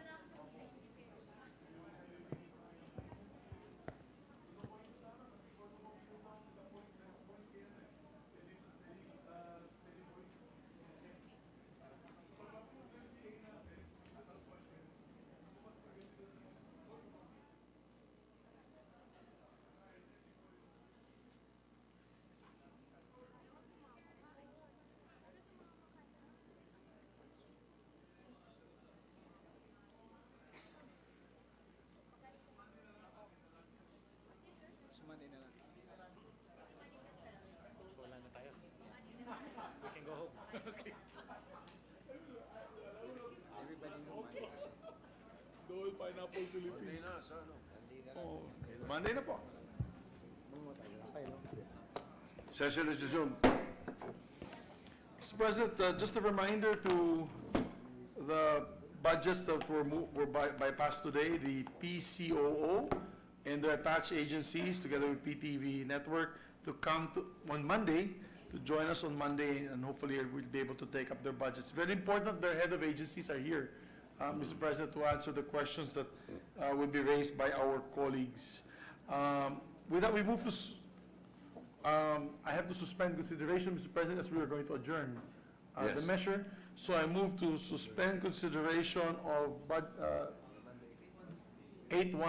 House Bill number 8169. I so move. Any objection? There being none, consideration of the measure is suspended. And today, we can go home early today, Mr. President. That's our gift to all our staff. I move that we adjourn session until Monday, December 10, 2018 at 10 o'clock in the morning. I so move, Mr. President. May I, before we act on the motion, may I remind the Secretariat and the Office of the Majority Leader Yes. that the senators be informed that we are adjourned, We'll and have a there roll will be a call, roll yeah. call at 10 a.m. and followed by a briefing by the Armed Forces of the Philippines in the Senators' Lounge. That's correct. It will be an executive session for the entire Senate. So please remind Yes, Mr. everyone. President. We've already set out or issued a memo, but we will be calling each one of them, all our senators. All right, thank you. So, the motion is to adjourn until 10 o'clock in the morning of Monday, December 10, 2018. Any objection? The chair hears none. Session is adjourned until Monday, 10 a.m. Thank you, Mr. President.